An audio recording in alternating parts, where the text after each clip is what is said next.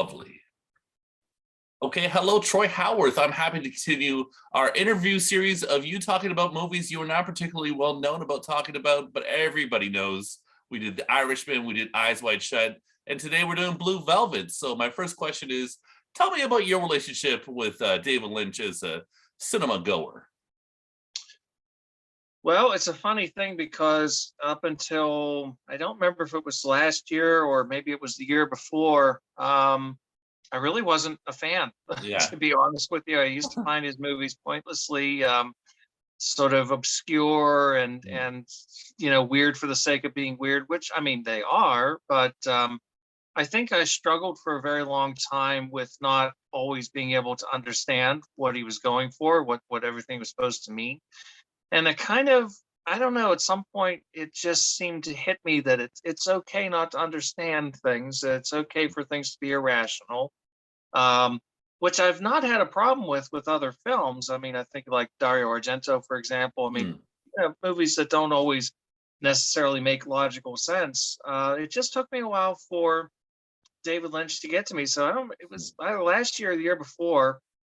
I decided to revisit his films, revisit ones that I had dismissed before, see ones I'd never seen before, and really went down the rabbit hole and totally fell in love with pretty much everything that he did. So it was a total sort of 180 for me.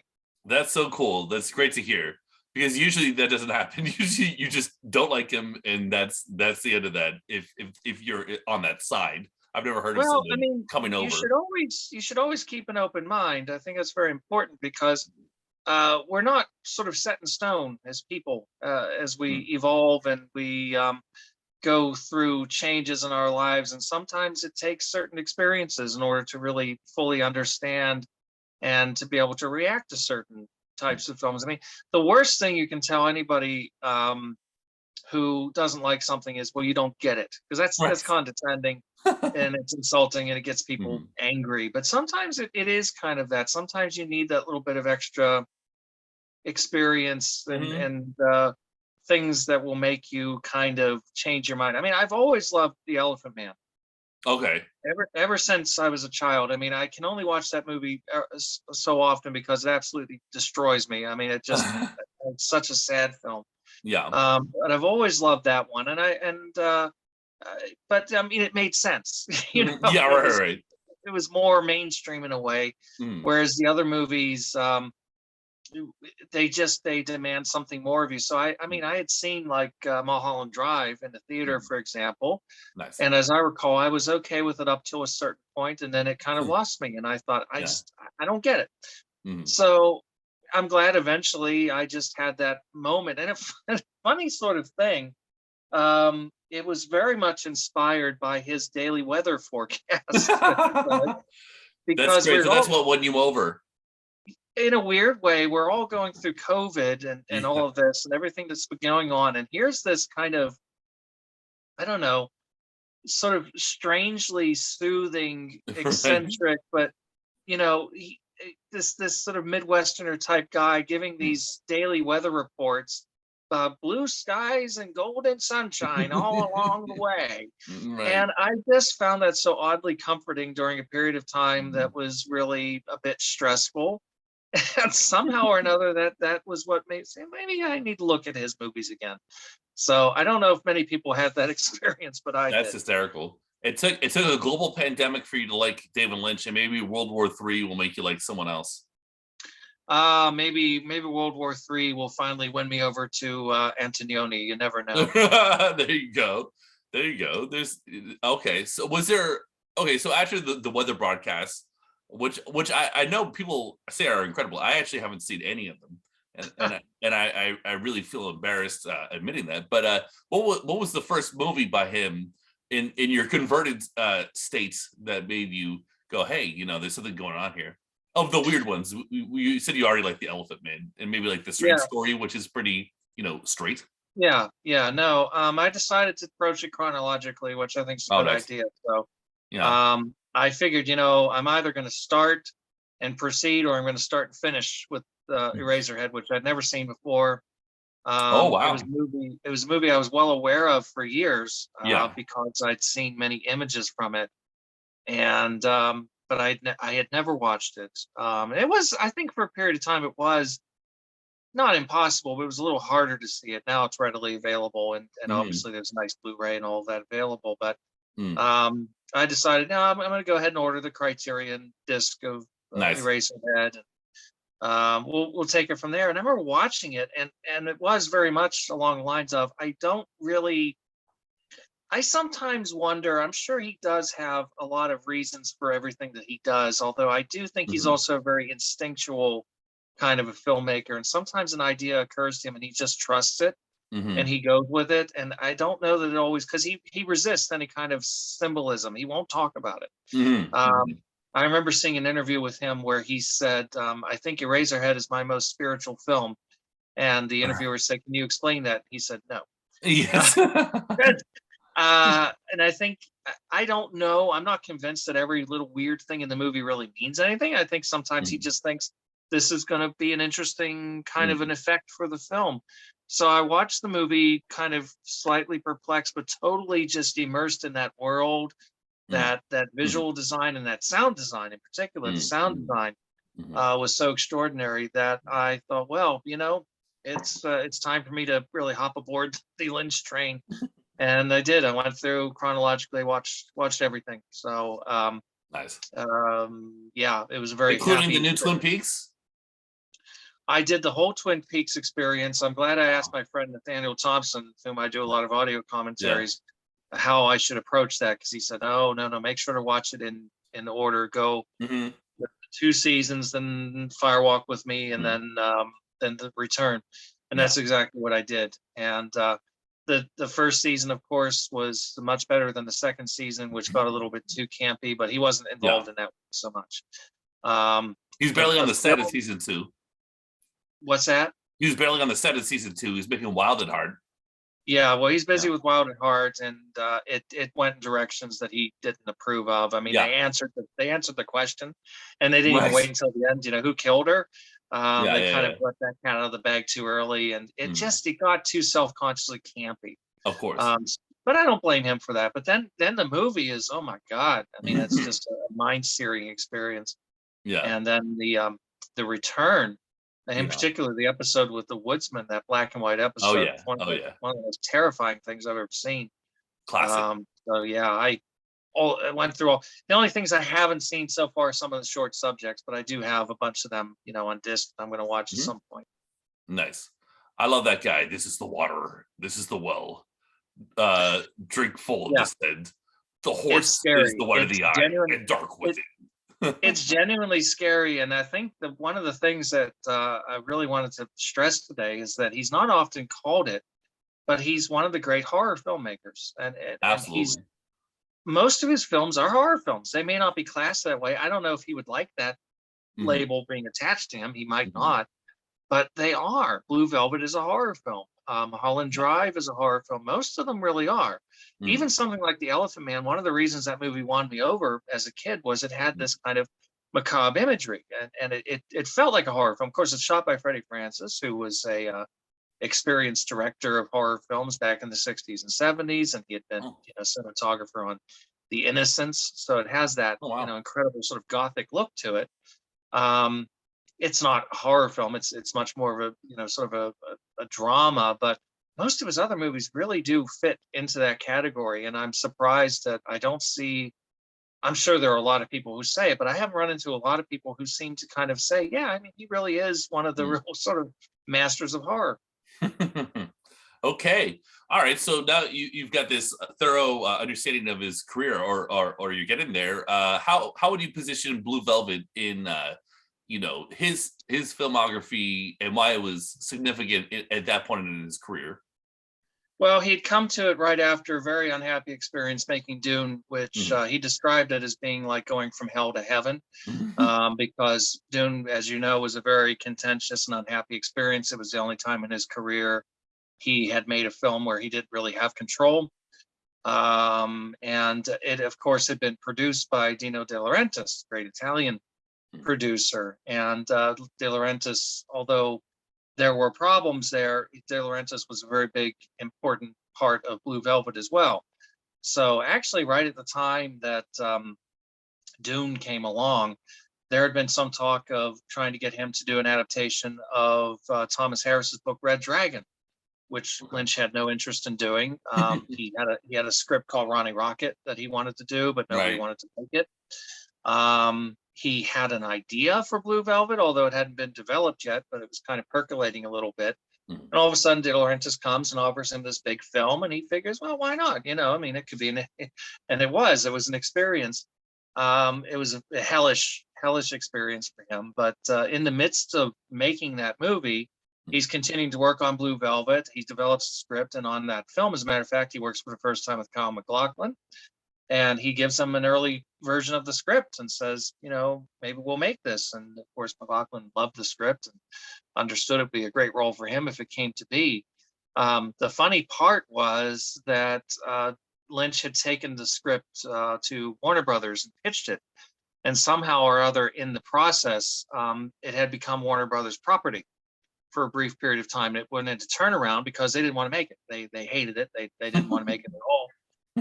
But they didn't want to let it go either. So that's where De Laurentiis came in. Whatever problems Dune, had created, where kind of everything was wiped clean because of Blue Velvet, because it was De Laurentiis who went to Warner Brothers, got the script back, gave it to David Lynch and said, I'll make this for you and I'll let you have complete control.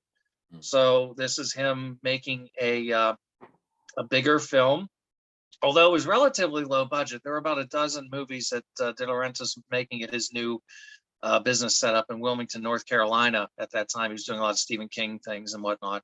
Mm-hmm. This is actually the cheapest of the movies they were making at the time. But Lynch said, it didn't matter. The lack of money didn't matter.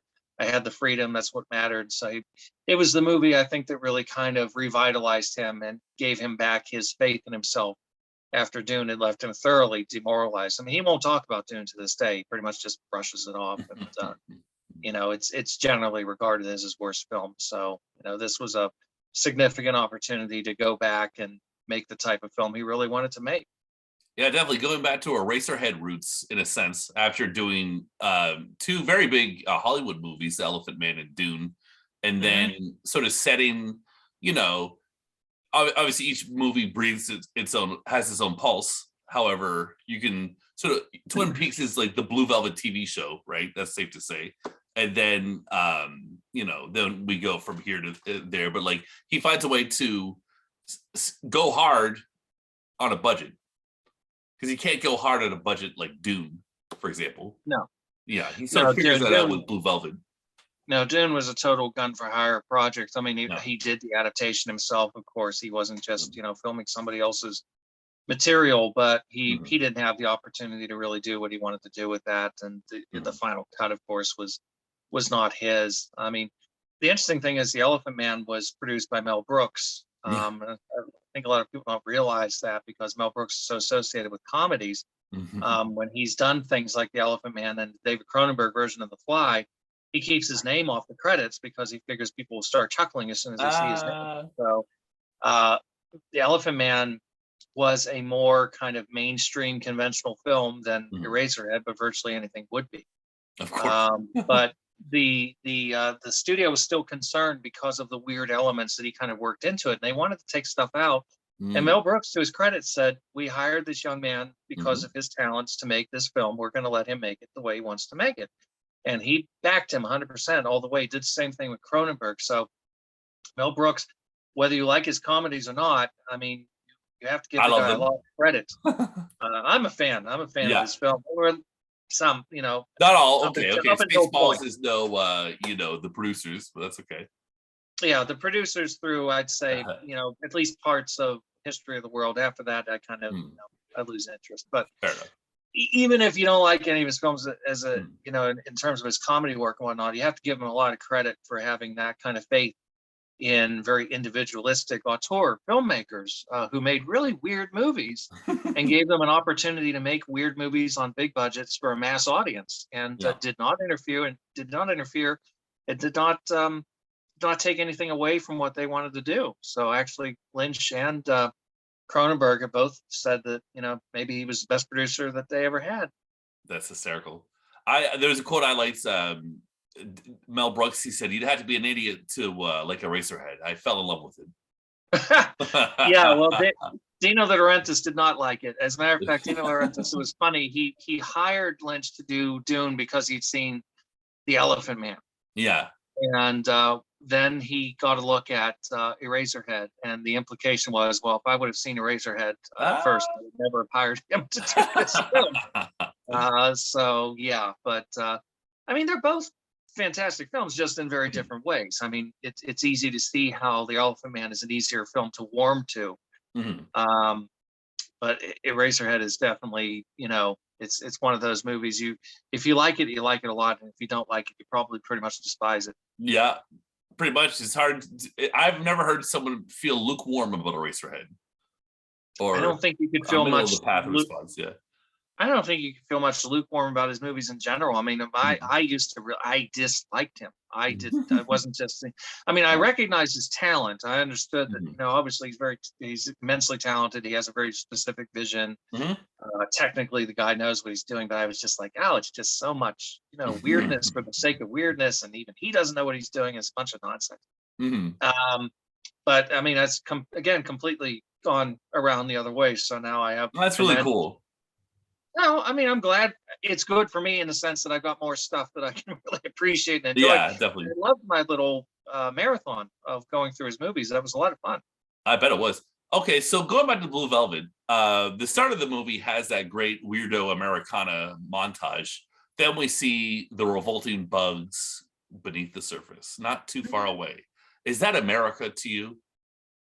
Yeah, yeah, I could give you some examples to back that up. As a matter of fact, I bet you um, could. when I was in school, when I was in junior high school, I used to have to walk to school, and there was a house that we passed by every day that we found out later inside there was a man who was doing unspeakable things to children. Oh, geez. And I was walking by this house every day, and it was a normal Oh, looking house. huh. Nothing sinister about it. No dark clouds. No gothic spirals. Anything. It was just an ordinary suburban house.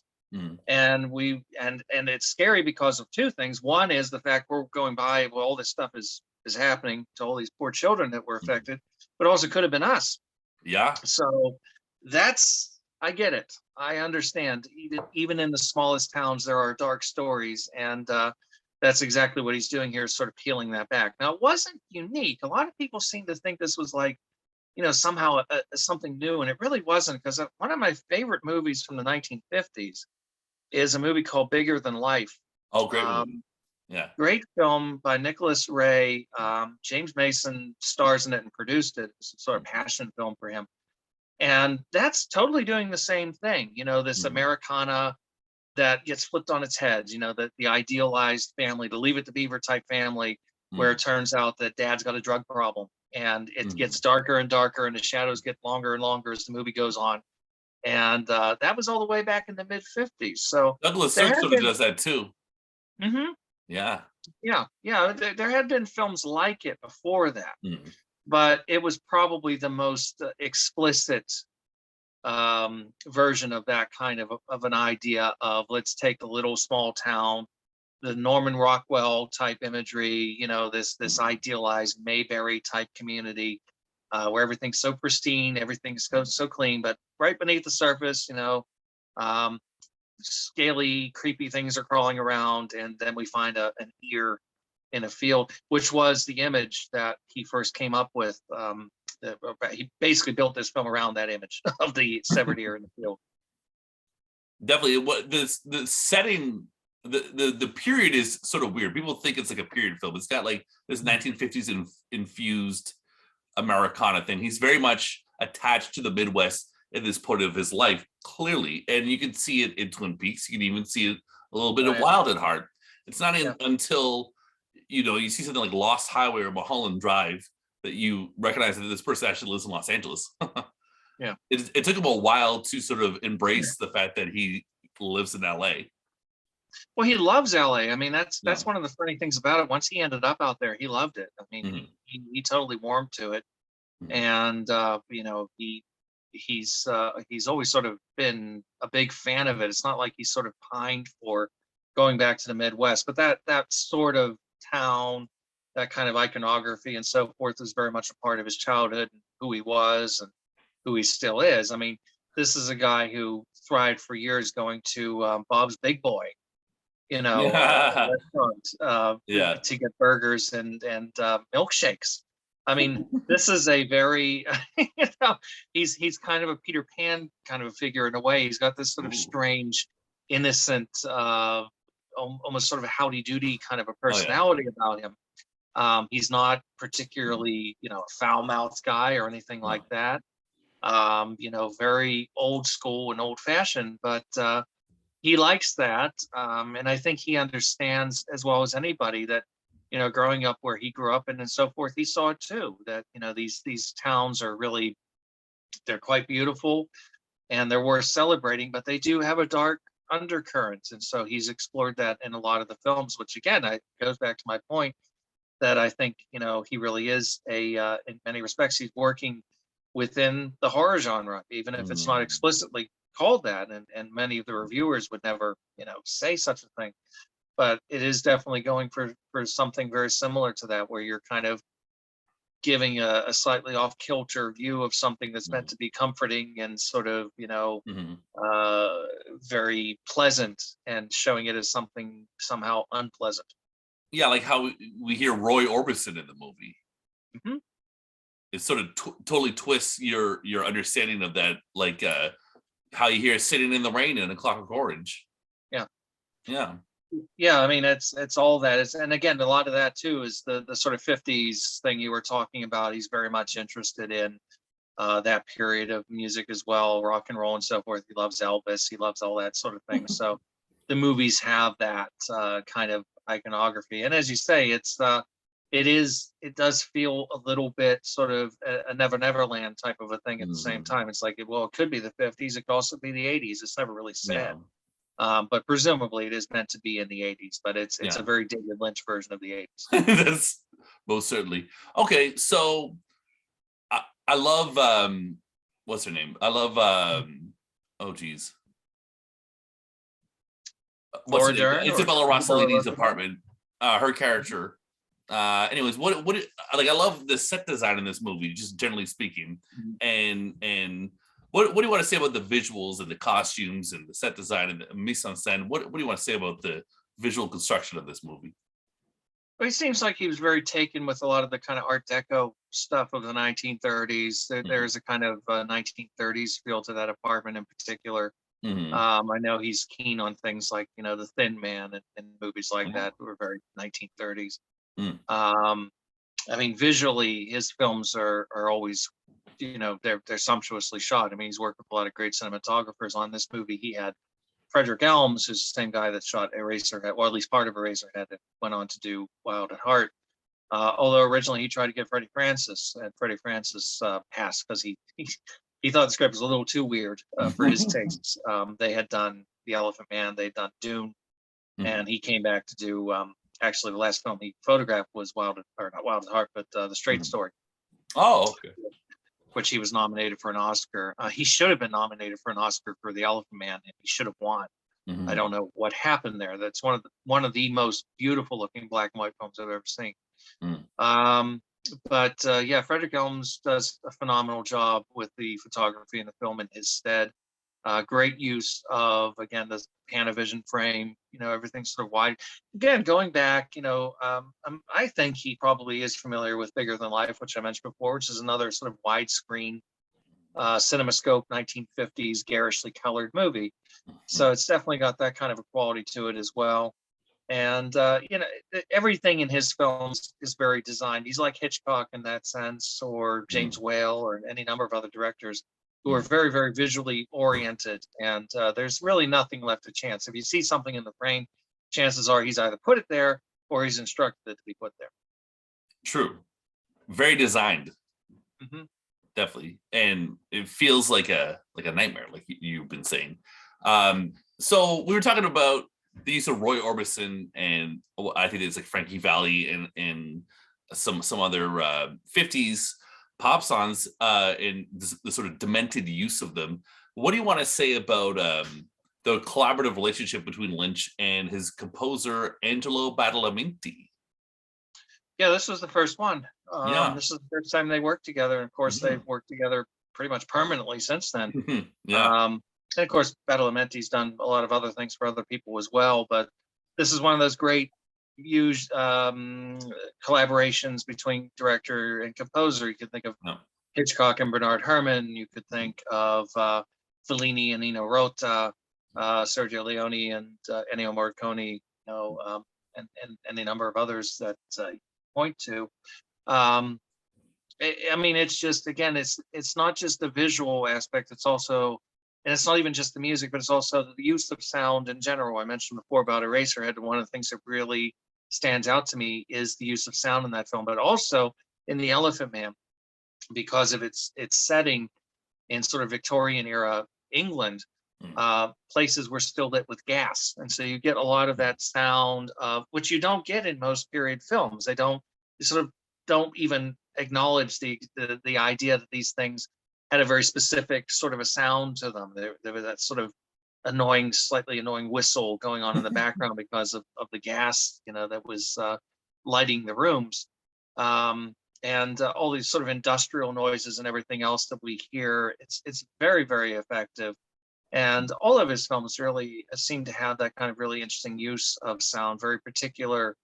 And that's definitely the case here, where sometimes it's almost overwhelming, and at other times you kind of contrast that with scenes of great quiet, which is tremendously effective as well. So it all is kind of creating a cumulative effect, which is, as you rightly said, is very nightmarish, and it does, even at its nicer moments, gives you a feeling of a kind of slightly off kilter dream. Mm. But then when certain characters show up, like Frank Booth, it turns into a complete total nightmare, and completely horrific. Mhm. I love. I have those Criterion Lynch movies too. I got Fire Walk with Me, Mulholland Drive, Eraserhead, and Blue Velvet. And besides the movies, hearing Angelo talk about Lynch and then playing a little bit of the piano, Mhm. it's just it's worth the price just for that. I love how I was just watching Blue Velvet, my Blue Velvet Blu-ray, and Angelo says when he for the first time David's listening to his contribution to Blue Velvet, he puts on the headphones, he takes it off, and he says, "Peach skin, that's Mhm. the ticket." Mhm. And then their whole relationship is not like Angelo's not reading scripts. He's not looking at scenes. He's sitting at the piano, and David just talks to him. And I can't think of any other director or composer. I've never heard of that kind of way of getting it done, but that's pretty magical. Yeah, very often when directors have collaborators they work with, they do develop a kind of an unspoken language where you kind of anticipate what it is that they want, and some are very very specific about what they want, and others aren't. I mean, Hitchcock and Herman sometimes clash because Hitchcock was very specific about what he Mm. wanted, and Herman sometimes would buck against that. And in an interesting classic example, of course, was the shower scene in Psycho, where Hitchcock didn't want any music. He just wanted the sound of the water, and he thought that'd be very effective. And Herman went, composed the music for the scene anyway, and Hitchcock had to say, "Well, yeah, it works, so we'll Yeah. use it."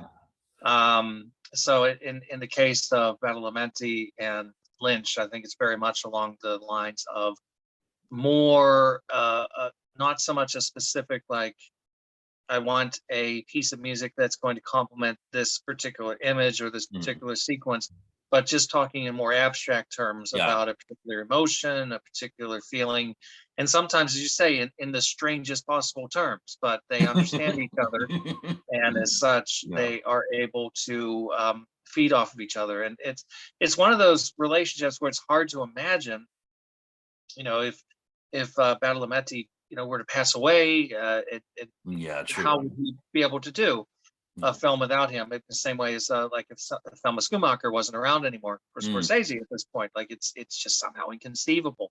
Mhm. Um, that's how close and intertwined they are. Good point. Definitely. Okay, so was Frank Booth the character that Destiny had Dennis Hopper to play? I'm sure you know the story. What Dennis Hopper said, I had to take this role because I am Frank Booth. Yeah.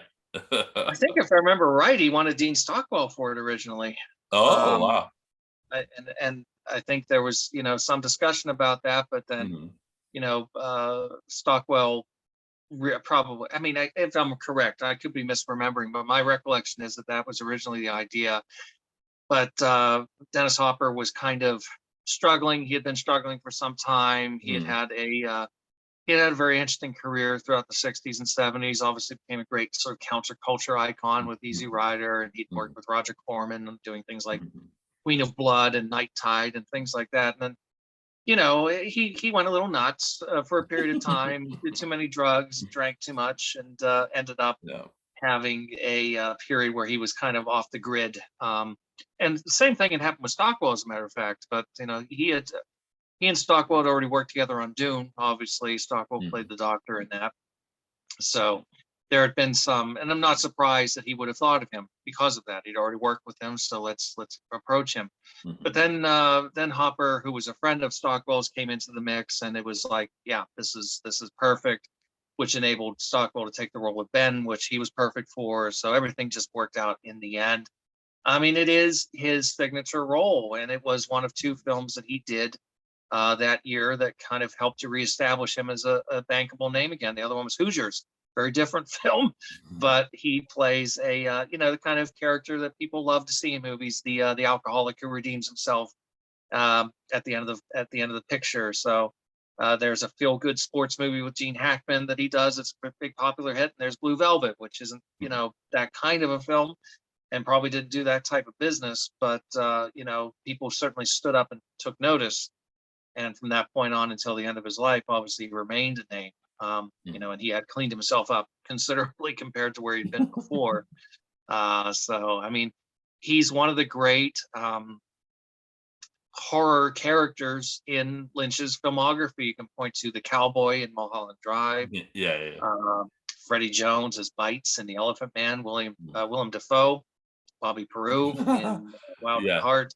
Of course, Robert Blake is Mystery Man in Lost Highway, Right. absolutely Right. terrifying as well. And Frank Silva is Bob in Twin Peaks, and Oh yes, the classic. woodsman we mentioned before too. So these are all, if you somehow found a way to bring these characters together, and maybe also add in Isabella Rossellini and Calvin Lockhart in Wild at Heart as well, you'd have the most disturbing film ever made. Overwhelming. I can't. I don't want to see that movie. I would watch it, but I probably wouldn't go to sleep. Yeah, absolutely. Okay, so I guess we had to talk. We don't have to, but what the hell? This movie has some pretty, heavy BDSM vibes, which is gonna just like, well, I'll just preface it instead of saying this is gonna offend some people. Obviously, it's gonna offend some people. Um, I remember seeing this movie as an adolescent and thinking, yeah, I get it. It's just weird, you know. But the why Lynch talked to Isabella Rossellini a certain way, and then why they dated afterwards, you know, and all these things. I think I can only begin to conceive to understand as someone, now in my 30s who's dated for a while now. You don't really get that when you're an adolescent. It's not Evil Dead. Like there's some pretty it's some pretty dense stuff. So I don't know. What do you want to say about the? I'll throw it over to you. I mean, again, it's an interesting thing because Lynch is this very sort of you know buttoned down, very kind of, again, sort of howdy doody kind of a guy. I mean, he favors these sort of button down dress shirts, always buttoned up to the neck, Yeah. and khaki slacks, and very he's not a kind of bohemian looking kind of a guy. He seems, in many respects, people who know him and have talked about him said he seems, almost like an innocent, a little bit naive, but he obviously has a very dark imagination and he's able to tap into. And so the whole sort of kinky sexual vibe of this again just goes back to the, let's go for something steamy and seedy that's underneath this really well manicured exterior. So you have this character that Isabella Rossellini plays, Dorothy, who is, sort of outwardly very cool, kind of a film noir, Hmm. femme fatale, Yeah. very much, something you would expect to see in a Robert Siodmak or Billy Wilder type Mm-hmm. film from the 40s. Mm-hmm. But, underneath that is something that those guys could imply back in the 40s. Certainly Wilder implies it very strongly in Double Indemnity with Barbara Stanwyck's character, but you couldn't show it. Well, by the 80s, you can show it. And Yeah. so you have this character who, what's the expression? Lady in the streets and a freak in the sheets. So Oh my goodness. she's very much into this sort of weird BDSM, Yeah. domination, submission, symbolic mother son twisted thing that's going on with Frank Booth, which also then really excites Jeffrey's imagination. And No. again, he's the kind of David Lynch stand-in. He's the sort of howdy doody type of character, very innocent, clean cut, clean limbed kind of a young guy who, that somehow excites him because it's No. something new, it's something different, something freaky. And I don't He's think sort it's of as open, like as a young man, like he's just like he had to drop out of school, like college to come back. He's sort of yeah, open. He's sort of like vulnerable. Like yeah, Laura Dern's not into any of this in the movie. no, No. no. I mean, and again, that's a good point because he's somebody who's kind of had to give up on his dreams and so Yeah. forth. And now he's finding this sort of weird, seedy underworld type of thing that's going on. It's exciting to him. I mean, it could be a fun escape for him. So I don't think it's necessarily presented, necessarily in and of itself as a bad thing that this type of, role play and behavior and so forth goes on. There's a Polanski film from a few years later too that also deals with that called Bitter Moon, which I highly Yeah. recommend. You did the Um, commentary track on it. I did. Yep. Yes, you've done your homework, and I love that film dearly. And again, it's just not sort of judgy. It's just presenting it like this is what some people do. Some Yeah. people are into this. Some people enjoy that. And as long as you're not hurting anybody, I mean, I guess it's all well and good. But but she said, as you say too, he and Rossellini became an item, Yeah. and reportedly in the making of the film, in order to get the right mood and so forth, there were times where he would sort of whisper really nasty things into her Yeah. ear and things like that.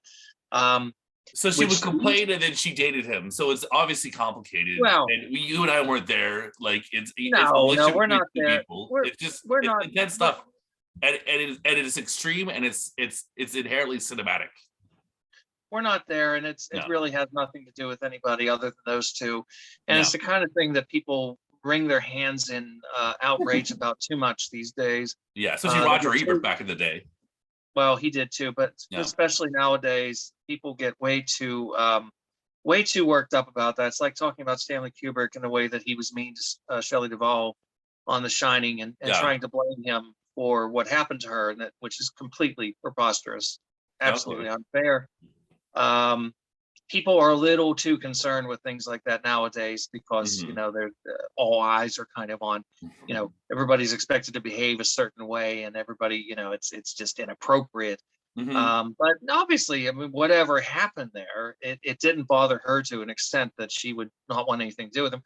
Not only did she go on to date him for an extremely long period of time, but she also Yeah. made another movie for him too. Yeah. So, it is what it is. It's definitely a bag of worms that I opened, but we can't close.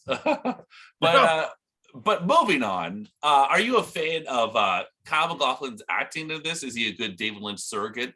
And are you a fan of his performances in general, seen in other movies and TV shows? Well, I think we'll agree his finest work was in Showgirls. But I actually do like Showgirls, but Nice. that's not his best work by a long shot. Although he's okay in it. No, I think he's good in this. I think for my money, he comes across much better here than he did in Dune, because Dune was his first film. It was a big responsibility for somebody that young and that inexperienced to carry a movie like that, especially a movie with a lot of that kind of sort of mumbo jumbo-y type dialogue that he had to deliver. I think that's a thankless task in some respects, and I think he did okay, but he's much better here, I think, and I like him in this, but I mean, I like him best as Dale Cooper, of Oh yeah. course, Twin Peaks, and especially later when he came back and was able to play the good side and the bad side Yeah, in Mr. C. Return. Yeah. Mhm. That's fantastic. Oh yeah. No, he's a fine actor. I enjoy. I can see why Lynch took such a shine to him. He's definitely a good surrogate. And I heard that he turned down the Charlie Sheen role in Platoon to do Blue Velvet. And I think he would have been great in Platoon. He's definitely more zen than Charlie Sheen. And he could have given like he could have been you could have seen how he could have been like a Oliver Stone surrogate too. You know, and you know, it didn't happen and it's okay. We got Blue Velvet. I'm not complaining. But I don't he does know. have an interesting sorry, go ahead. I don't know if he might have been a little too passive for Platoon. I mean, I'm sure he Mm, would have been fine, but I yeah. think maybe the role needed that little bit of an edge that Sheen was able to bring to it, Mm. in the same way that the edge that Sheen would have brought to Jeffrey would have been wrong for this. So I think it probably worked out for the best. I can't complain about the way that it worked out, but he does have that kind of slightly flat quality that Yeah. takes special care, and so he's an actor who um, he needs the right type of collaborator to work with. I mean, all actors do really, but Right. some actors can fare better than others. You know, sort of navigating the waters by themselves. I think sometimes in films by other directors, he's maybe not as effective, but he's Mhm. always, I think, very effective for Lynch. Again, you know, with the built-in understanding that I think, you know, Dune was maybe a little bit above what he was capable of at that time. Although he's not terrible in it. He's just, you know, he's okay. Yeah. Okay, cool. How would you rank Blue Velvet in the David Lynch filmography?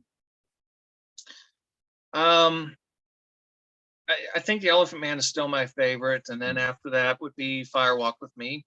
Oh, wow. Um, Blue Velvet may come in number three. Cool. Depends on the day. Depending on the day. And Yeah. where's Mulholland Drive? Probably around five or six, Okay. somewhere like that. I probably thinking about it. If I were to do like a five, four might be Eraserhead, and Mm. five might actually be Lost Highway. So that would probably put Mulholland Drive at six. But I mean, all six of those are great films. And what's the shittiest one? What's the one you still hate? Well, I don't hate any of them, but I do think Dune's his worst film. I mean, and Okay. it's not bad. I mean, it's got good things in it. I'll tell you truthfully, and the new film may be wonderful, and I just have no desire to see it. I'm Mhm. not interested in Dune. I feel like I'm all duned out from David Lynch's version. That's all the more I need. I don't need a two-part or maybe even three-part epic that just frankly looks a bit sort of cold and dry to me. So um, I'm not knocking it because I haven't seen it, and it Yeah, may be a wonderful film. And you know, I know many people were very passionate about it, but mm, I'll pass. fair enough. I saw it on 9/11 last year at TIFF, and I know it was played on 9/11 because QAnon said that it was there to insult the memory of 9/11 Mm, because yeah, because it's like the space Quran. yeah.